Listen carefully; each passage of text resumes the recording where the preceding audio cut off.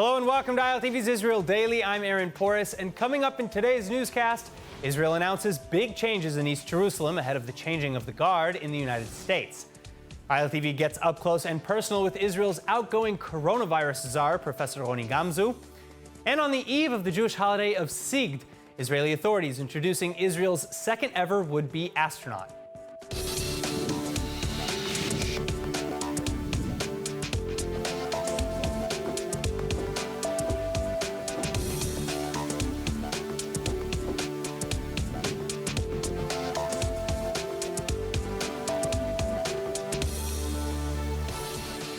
Big news in East Jerusalem this week. Israeli authorities confirming plans to advance settlement construction in the capital. Many in the international community responding critically.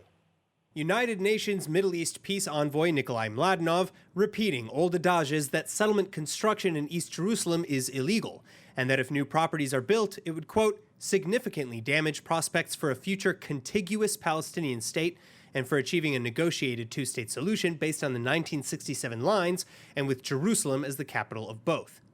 And the Palestinian Authority also blasting the plans, as the Israel Land Authority opens tenders for more than 1,200 new homes in the settlement of Givat Hamatos.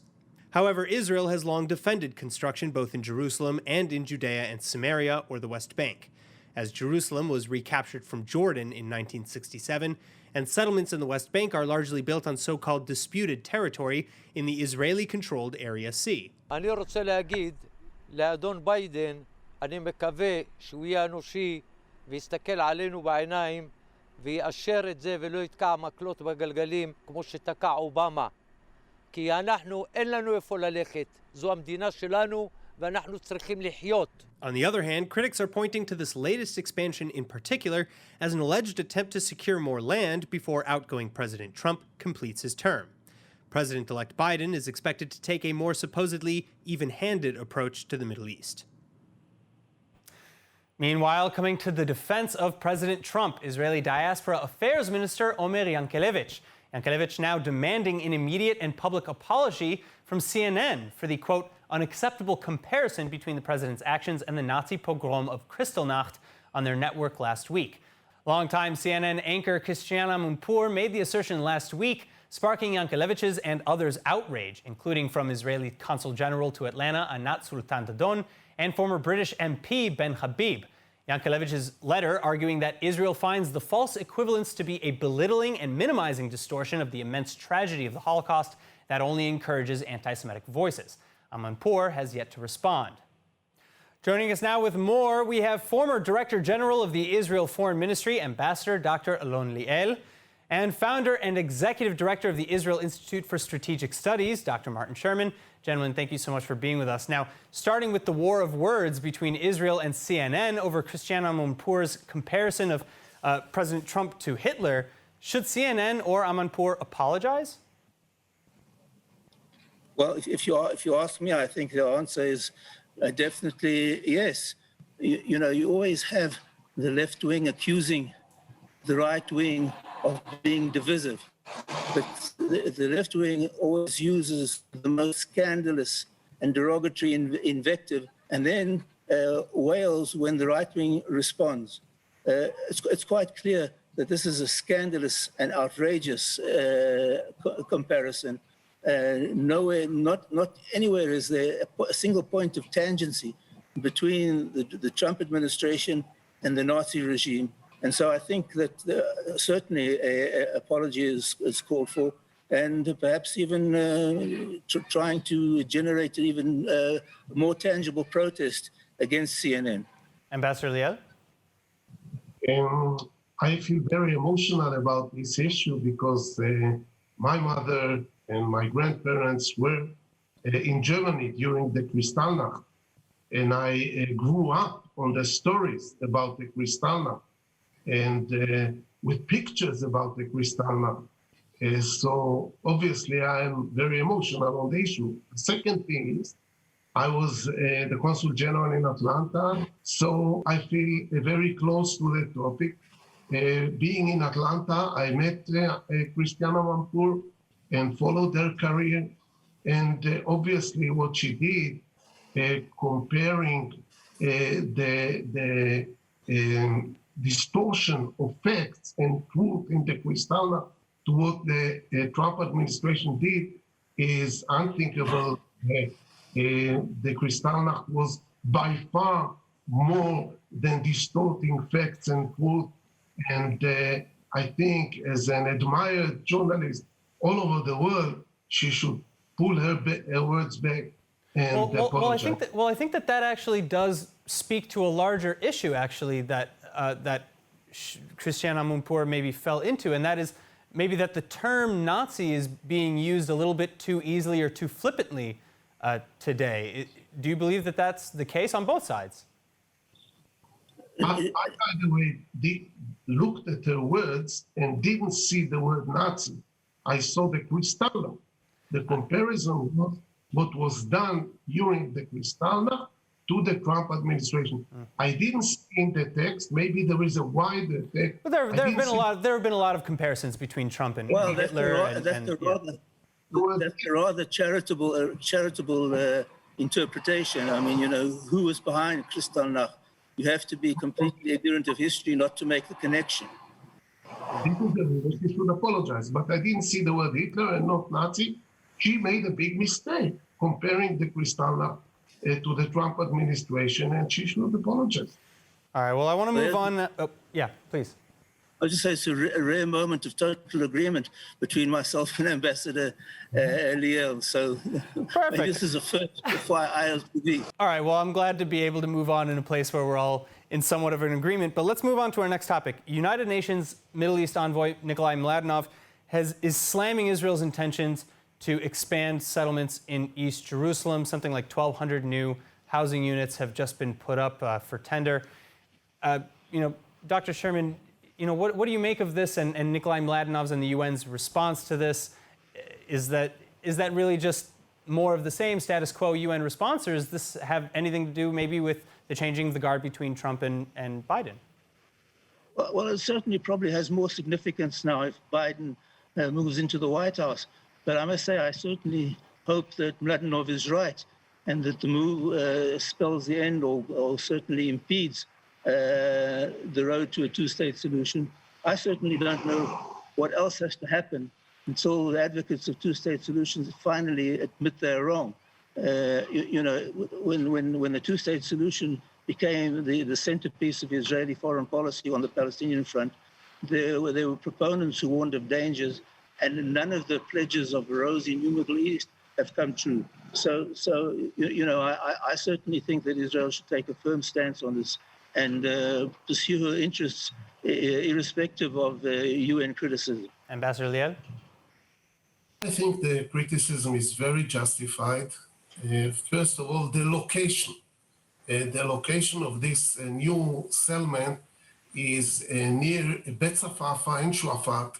Bet Safafa is a village of 13,000 Arabs and Shuafat of 33,000. Altogether 52,000 Arabs, Muslims that are disconnected, totally disconnected from their immediate social environment. And the second thing is the timing. The timing, first of all, for us Israelis, when we have 18% unemployed, hundreds of thousands of them young people, this is what is important to the government of Israel. Instead of treating them, supporting them, investing in such a project that is costing international damage. The second thing is the Emirates, our new friends from the Emirates. We promised them not to annex, and here we are practically annexing another part of the West Bank. All right, well, I'm so sorry to have to do this, but I know that we could discuss this ad nauseum. Unfortunately, we are going to have to wait and see exactly how this plays out as Israel either moves forward with this plan or not. Thank you again, gentlemen, so much for joining us. Thank you. Now, again, singing the Trump administration's praises, Prime Minister Benjamin Netanyahu opening Sunday's cabinet meeting with a joint statement from Israel and Bahrain following the United States-brokered normalization deal between Israel and the Arab Gulf Kingdom. And the relatively good news didn't stop there. Israeli Prime Minister Benjamin Netanyahu hoping to start the week off on the right foot. opening this week's government cabinet meeting with the announcement of several important achievements, starting with the latest advancement of ties between Israel and Bahrain, and then moving on to Israel's international economic standing. בסוף השבוע התבשרנו שחברת דירוג האשראי המובילה בעולם, S&P, הותירה את דירוג האשראי של ישראל על רמתו הגבוהה ללא שום שינוי. מדובר בעוד הישג מרשים, בטח ובטח בתקופת הקורונה, כשדירוג האשראי והתחזיות הכלכליות של מדינות מפותחות כמו בריטניה, קנדה, הונג קונג, איטליה ומדינות נוספות, שדירוגים ותחזיות אלה ירדו. זוהי הבעת אמון מרשימה במדיניות הכלכלית שאנו מובילים. Many Israelis across the spectrum have been quick to criticize Israel's economic policy amidst the pandemic, especially following 2 lockdowns and a dramatic rise in unemployment from 4% to over 20%. The S&P rating, though, really does indicate that Israel is doing relatively well internationally and is likely to pay any international debts. S&P basing their decision on the country's robust economy, flexible fiscal policies, and strong pools of capital from which to draw. בניגוד למבקרים למיניהם, אנחנו מנהלים היטב את כלכלת ישראל.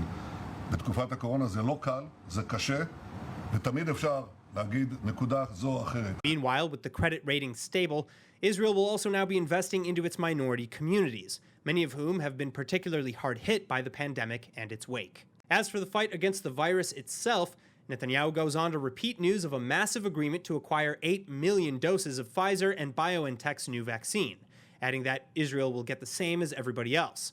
New Hebrew reports, however, indicate that Pfizer has yet to commit to a delivery schedule, and that, in any case, Israel will pay a premium for the drug.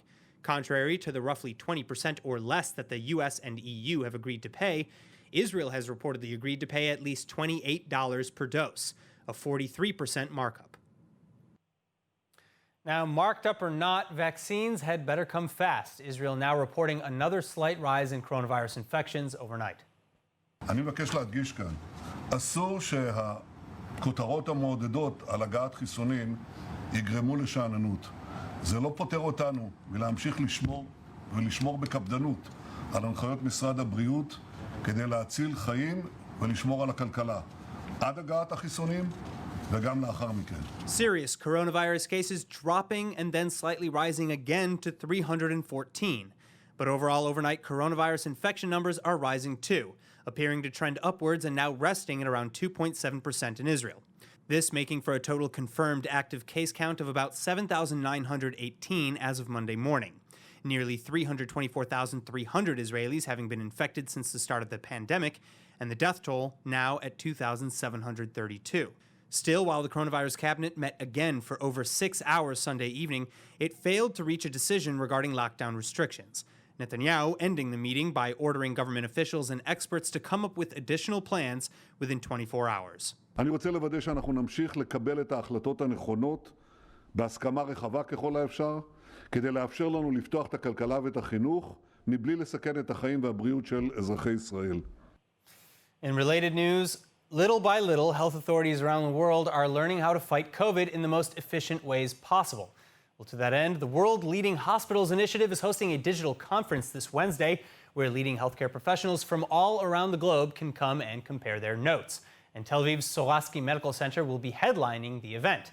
The medical center's CEO, Professor Ronnie, having had the difficult job of leading Israel's fight against the pandemic up until just a couple of weeks ago, for months pleading with the public to follow restrictions and to slow the virus's spread. But now Gamzu is back to his regular job of running Tel Aviv's biggest hospital, and ILTV's Lauren Izzo sat down with Professor Gamzu to reflect on the last few months and find out when he thinks the world will return to any sense of normalcy. Professor Ronnie Gamzu, thank you so much for joining me today. Thank you so much. So first of all, you're taking part in an international medical conference that's featuring healthcare professionals from all over the world. What is the goal of that conference? To see and to discuss how the corona crisis affects and influence the way that we are operating within hospital around the world. Whether the hospital still are doing okay and they operate in good quality and treating all patients. So the way that a hospital in this area operates concerns a lot governments and decision makers. So we want to discuss it. Can you tell me some of the countries that are taking part in it? We have taken a broad representation from countries all over the world, China from one side, the United States from the other side, as well as countries all around Europe. We think that in order to understand what's going on in the COVID crisis, you have to look from many angles. So in comparison to the countries that you just mentioned, where is Israel ranking in there? How does Israel compare in terms of its COVID-19 response? You know, Israel has went through a first wave, and we have done lockdown, and we reacted very fast. And then we experienced a second wave, I would say maybe the earliest. So we know what to expect, and we have a lot of experience in how to deal with and the way that you operate the entire country within this crisis. So have we found that balance? Are the lockdowns really effective? I think we are getting into the right equation. We understand better how to deal with Corona and how to live with it. We know that we cannot stay in lockdown forever, and we cannot reduce numbers to zero there. So we have to live with Corona. We are saying dance with Corona. Are we headed for a third lockdown? Our goal should be to avoid a third lockdown.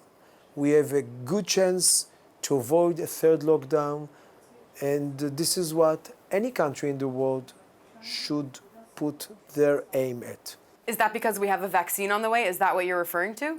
No, I'm referring on because we have understanding on the dynamic of the disease, of the epidemic. We have better infrastructure to cut the chain of infection, and we have more technologies.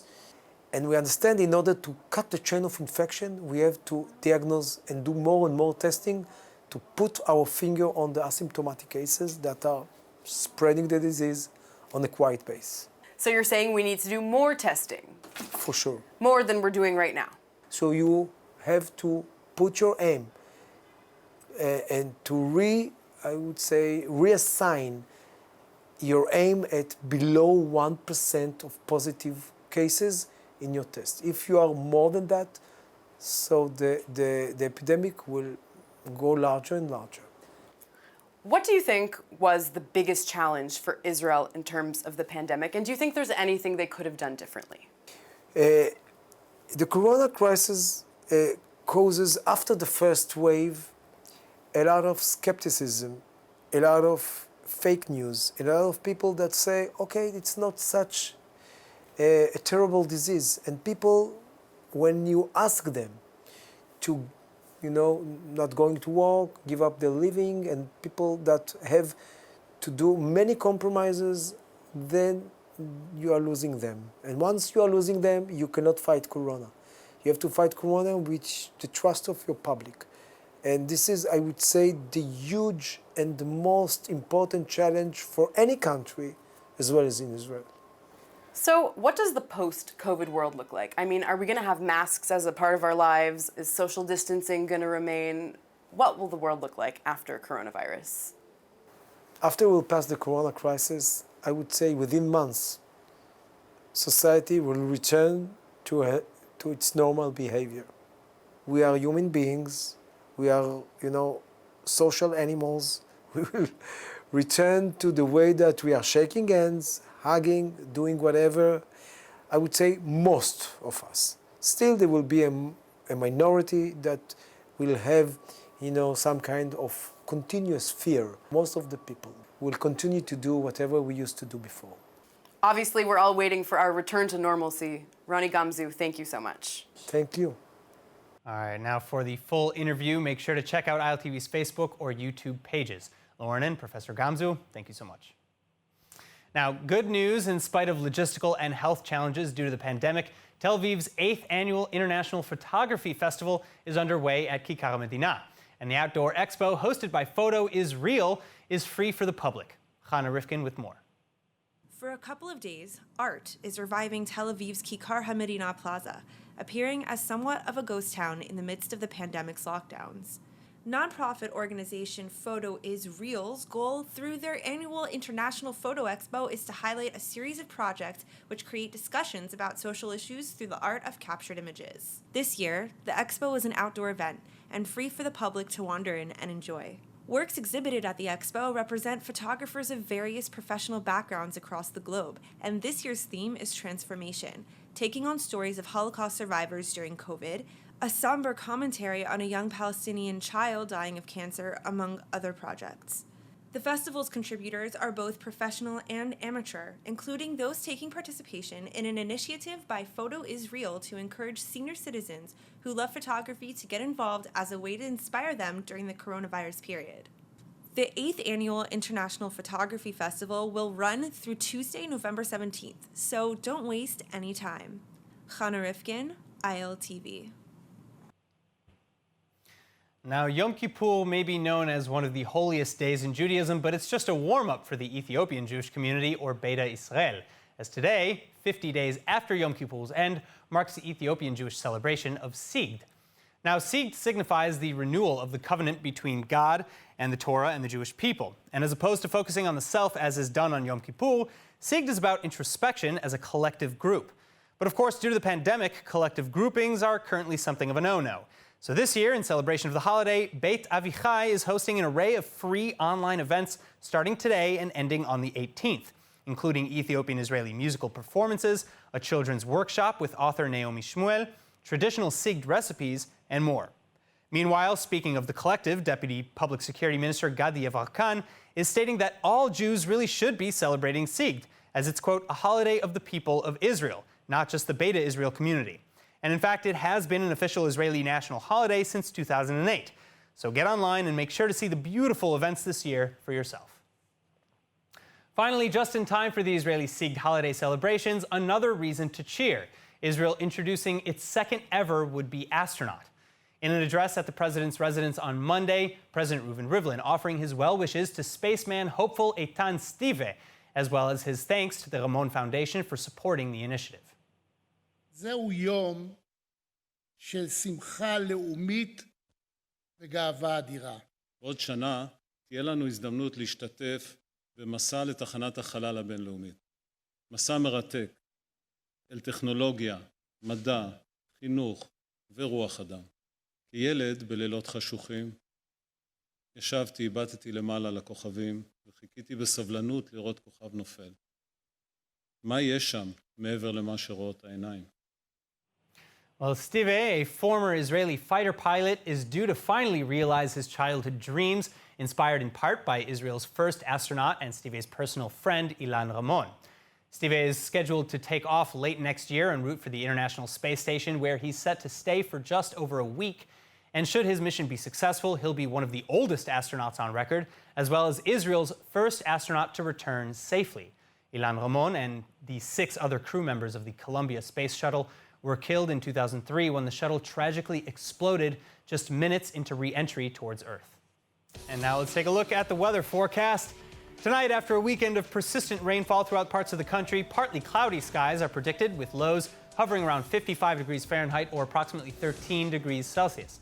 Then tomorrow calls for more partly cloudy weather, with an average high of 74 Fahrenheit or 23 degrees Celsius. And now, before we go, of course, let's take a look at what's going viral in Israel.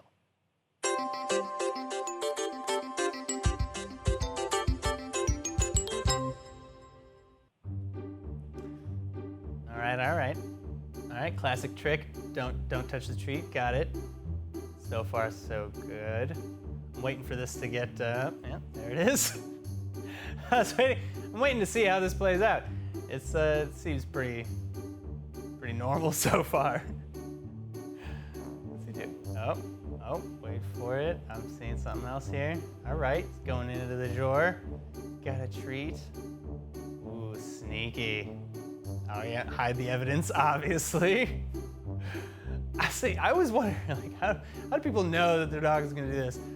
Ooh, I think I see. I think he played us. I think he was telling the dog what to do. But that is it for today's news. Today's exchange rate is 3.37 shekels to the American dollar and 2.58 shekels to the Canadian dollar. For more news from ILTV, please like ILTV on Facebook, follow us on Instagram, and subscribe to our YouTube and Roku TV pages. I'm Aaron Porras. Thank you so much for watching.